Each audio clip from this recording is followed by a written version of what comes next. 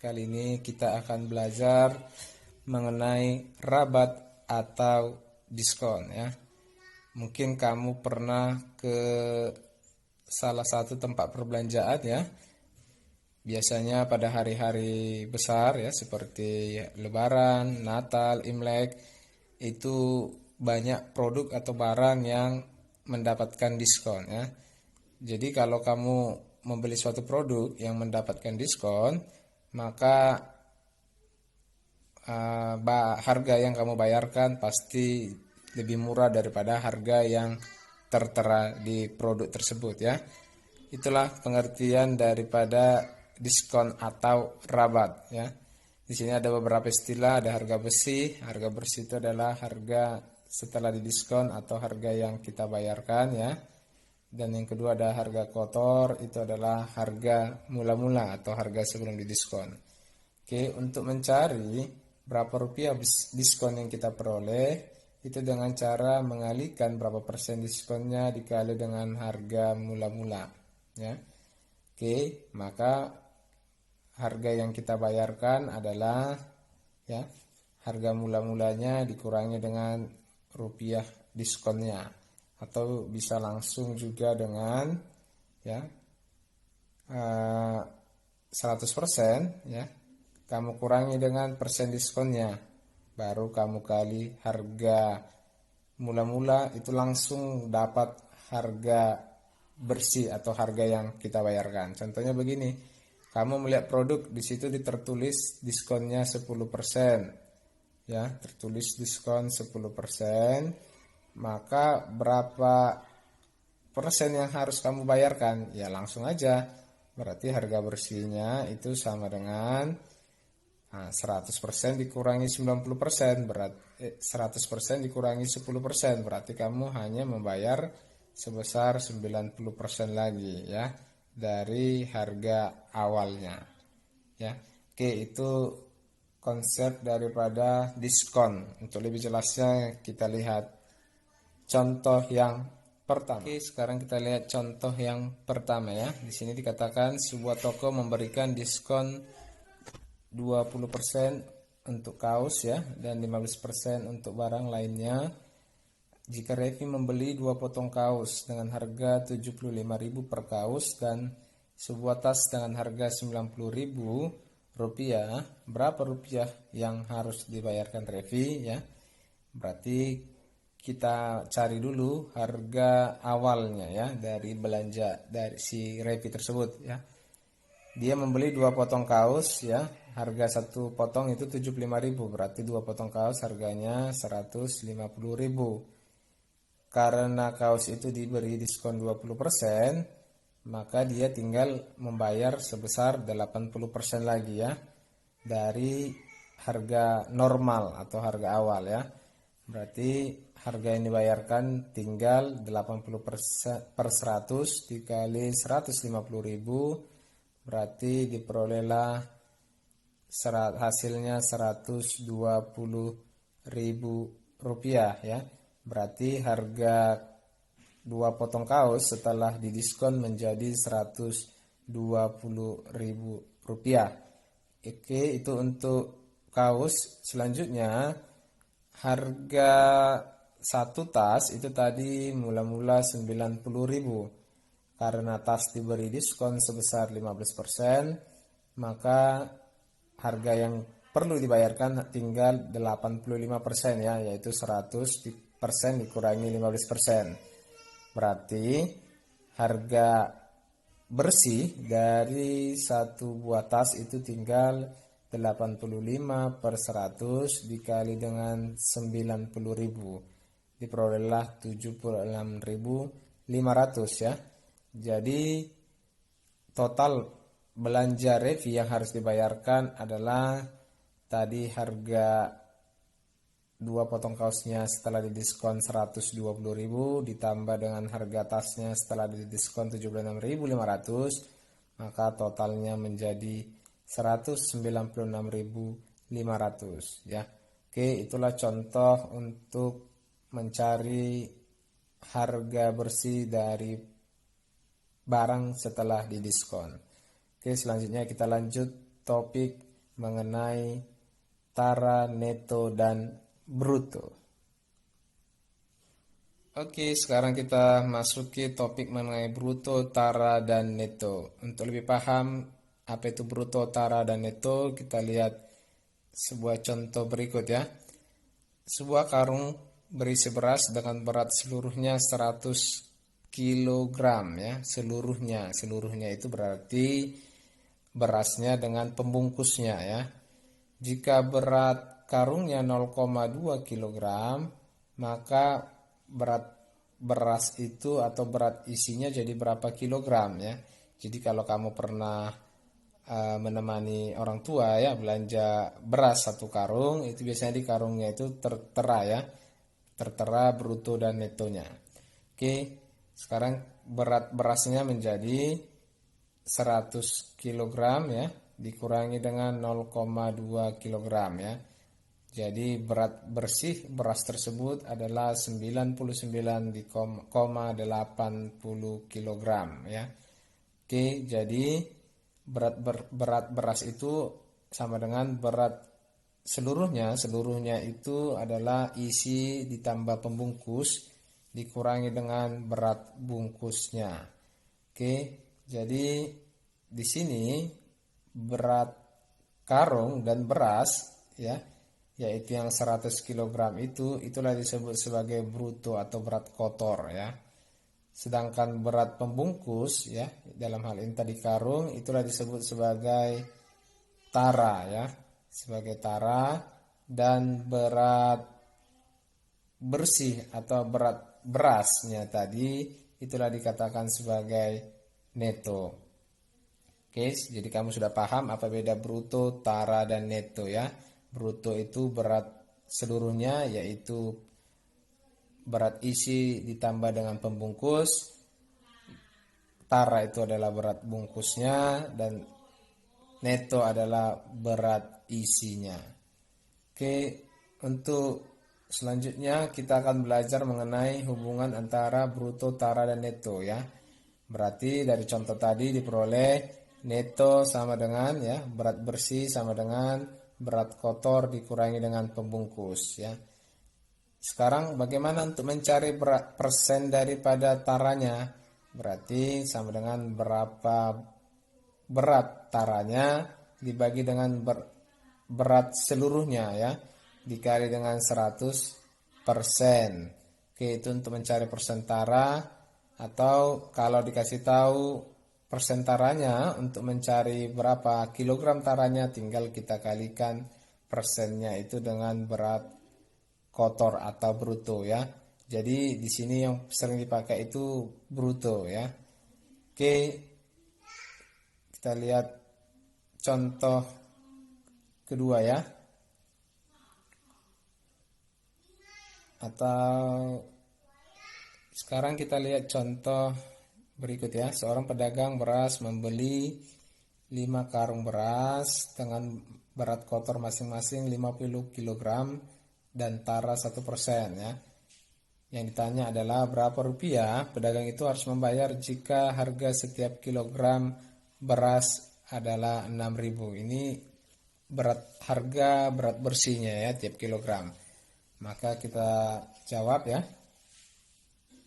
Kita cari dulu pertama berat kotor seluruhnya, berarti 5 dikali 50 kilogram sama dengan 250 kilogram ya. Karena ada 5 karung tadi ya. Taranya 1%, berarti menjadi 1/100 dikali dengan 250 kilogram sama dengan 2,5 kilogram. Maka berat bersihnya menjadi ya, berat seluruhnya yaitu 250 kg dikurangi dengan pembungkus 2,5 kg.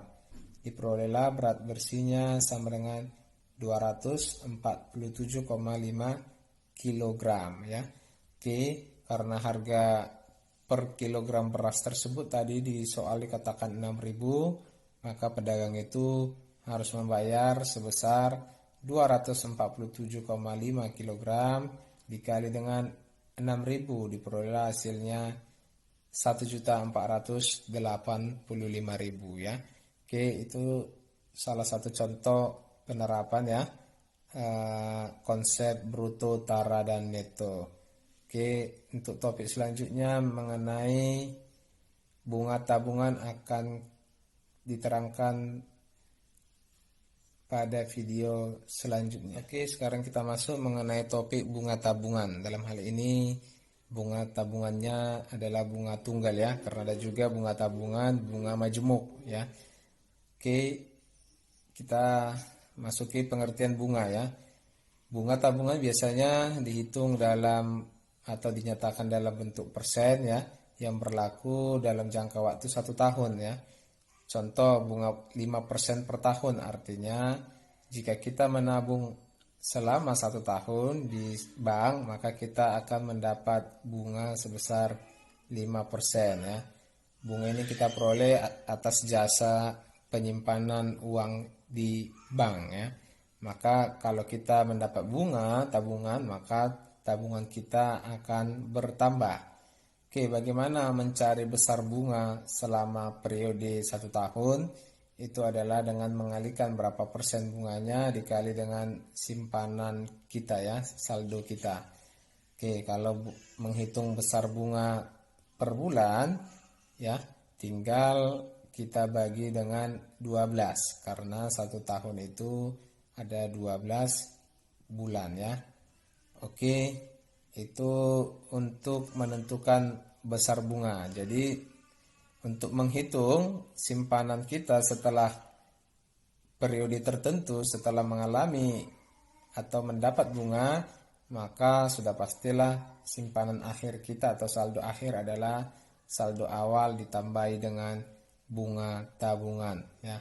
Oke, untuk jelasnya kita lihat contoh berikut. Oke, sekarang kita lihat contoh ya. Di sini dikatakan Nita menyimpan uang di bank dengan bunga 13% per tahun ya. Jika setelah 3 bulan ia menerima bunga 26.000, berapa besar uang yang disimpan Nita ya? Oke, di sini dia menabung tidak sampai 1 tahun ya, cuman sampai 3 bulan. Walaupun dia menyimpan selama 3 bulan, dia memperoleh bunga sebesar 26.000. Berapa saldo awal Nita tersebut? Maka sesuai rumusnya tadi ya, yaitu besar bunga yang diperoleh sama dengan ya 3, karena 3 bulan per 12 1 tahun dikali dengan persen bunganya itu 13% ya, dikali dengan saldo awal ya, berarti diperoleh 26.000 sama dengan ya, ini bisa kita sederhanakan jadi 1, ini kita sederhanakan jadi 4 ya, berarti jadi 1/4 dikali dengan 13/100 dikali dengan saldo awal ya. Oke, ini juga bisa kita sederhanakan, tinggal 2, ini tinggal 1, maka diperolehlah 2 dikali 4 dikali 100 ya, berarti diperolehlah 800.000 ya, sama dengan saldo awalnya ya. Berarti dapat kita ketahui bahwa besar uang disimpan Nita mula-mula itu adalah sebesar 800.000 rupiah. Oke, itu untuk contoh pertama. Oke, untuk contoh 2 kita lihat di penjelasan berikutnya. Oke, sekarang kita lihat contoh yang kedua ya. Di sini dikatakan kakak menabung uang di bank mula-mula 800.000 dengan bunga 9% setahun, maka uangnya menjadi 920.000. Pertanyaannya, berapa lama kakak menabung di bank tersebut ya. Oke, dari cerita ini kita tahu bahwa kakak mengalami penambahan ya, pertambahan uang setelah disimpan sebesar 920.000 dikurangi dengan 800.000, yaitu sebesar 120.000 ya. Itu setelah menyimpan berapa lama, berarti kita hitung bunganya tadi 9% dikali dengan, kita anggap dia dalam B ya, B bulan per 12 dikali dengan saldo mula-mula yaitu sebesar Rp800.000 ya. Oke, kita sederhanakan, kita coret dua nolnya di sini ya. Selanjutnya 9 dengan 12 kita bagi 3, ini tinggal 3, ini tinggal 4 ya. 4 dengan 8 kita sederhanakan, ini tinggal 2. Oke, di sini nolnya ada 1, coret. Satu lagi dicoret di sini, satu lagi di sini coret. Ya. Maka diperoleh di kiri tinggal 120 sama dengan 3 dikali 2, 6 kali B. Maka diperolehlah B-nya sama dengan 120 dibagi 6. Berarti sama dengan 20 ya. Berarti dapat kita ketahui bahwa kakak menyimpan uangnya di bank selama 20 bulan ya. Oke, itulah penjelasan untuk contoh yang kedua. Selanjutnya akan kita masuki topik mengenai pajak ya, yang akan diterangkan pada penjelasan selanjutnya. Oke, sekarang kita masuki topik mengenai pajak ya. Pajak itu adalah kewajiban setiap warga negara ya untuk menyerahkan ya sebagian dari kekayaannya kepada negara menurut peraturan yang ditetapkan oleh pemerintah. Jadi di sini ada dua jenis pajak yang kita pelajari, yaitu PPH atau pajak penghasilan, dan yang kedua adalah PPN atau pajak pertambahan nilai. Pajak penghasilan itu ya dikenakan kepada suatu pegawai dari perusahaan swasta maupun perusahaan negeri ya atau pemerintah, sehingga dari penghasilan yang kena pajak. Jadi penghasilan itu ada dua jenis, ada penghasilan kena pajak dan ada penghasilan tidak kena pajak ya. Jadi kalau suatu pegawai dikenakan pajak, maka sudah pasti mengakibatkan penerimaannya menjadi berkurang ya. Tetap itu yang pertama. Yang kedua, untuk pajak pertambahan nilai itu biasanya dikenakan kalau kita berbelanja di dealer ya. Misalkan membeli sepeda motor, mobil, maka kita akan dikenakan pajak pertambahan nilai sehingga harga yang kita bayarkan semakin bertambah. Oke, kita lihat contohnya agar lebih paham. Di sini paman memiliki gaji sebulan 2.500.000 ya. Ini sebenarnya contoh. Karena pada umumnya yang kena pajak itu adalah penghasilan per tahunnya yang di atas 60 juta ya. Ini sebagai contoh saja kita pilih. Paman memperoleh gaji tadi sebesar 2.500.000 per bulan ya, dengan penghasilan tidak kena pajaknya 500.000 ya. Jika besar pajak penghasilannya 10%, berapa gaji yang diterima paman dalam sebulan ya, gaji bersihnya ya. Oke, seperti yang Bapak terangkan tadi ya, gaji itu terbagi dua ya, ada yang gaji kena pajak atau penghasilan kena pajak dan ada penghasilan tidak kena pajak ya. Di cerita ini penghasilannya itu 2.500.000, tidak kena pajak 500 ya. Berarti penghasilan yang kena pajak ya, kena pajak itu menjadi 2.500.000 ya, dikurangi dengan 500.000 berarti menjadi 2 juta rupiah ya. Itulah penghasilannya yang kena pajak. Oke, selanjutnya besar pajak yang dikenakan adalah 10%. Berarti harus kita cari dulu berapa rupiah itu ya. Berarti pajaknya itu sama dengan 10/100 dikali dengan penghasilan yang tidak kena pajak ya, yaitu tadi 2.500.000 dikurangi dengan 500, yaitu 2 juta rupiah ya. Maka diperolehlah, ini kita sederhanakan ya, maka diperolehlah pajaknya sebesar 200.000 rupiah ya. Berarti paman tersebut dikenai pajak penghasilan sebesar 200.000 rupiah, sehingga gaji atau penghasilan bersih yang diterima oleh paman ya itu adalah 2.500.000 ya, gaji kotornya dikurangi dengan 200.000 tadi pajak ya. Ini kita kurangi, maka diperolehlah gajinya menjadi 2.300.000 rupiah ya. Jadi logikanya sudah pasti gaji pamannya menjadi berkurang ya. Oke, itulah contoh penerapan pajak ya. Selanjutnya kita masuk topik.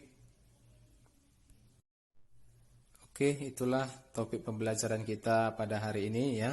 Jadi tadi kita sudah belajar mengenai atau menghitung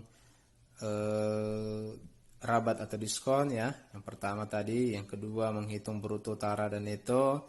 Yang ketiga kita tadi sudah menghitung bunga tabungan ya. Dan yang terakhir kita sudah menghitung pajak ya. Di sini tadi ada dua tadi, pajak penghasilan dan pajak pertambahan nilai ya. Jadi Bapak harap walaupun kita belajarnya secara daring atau online, kalian tetap belajar di rumah ya. Tetap membaca buku. Apabila ada yang kurang jelas boleh ditanyakan ya, dikomentari. Dan tetap menjaga kesehatan dengan tidak keluar rumah kalau tidak perlu ya. Jika keluar rumah juga harus menggunakan masker. Oke, mudah-mudahan kita bisa melewati masa-masa sulit ini dalam keadaan sehat-sehat semuanya. Oke, Bapak ucapkan terima kasih.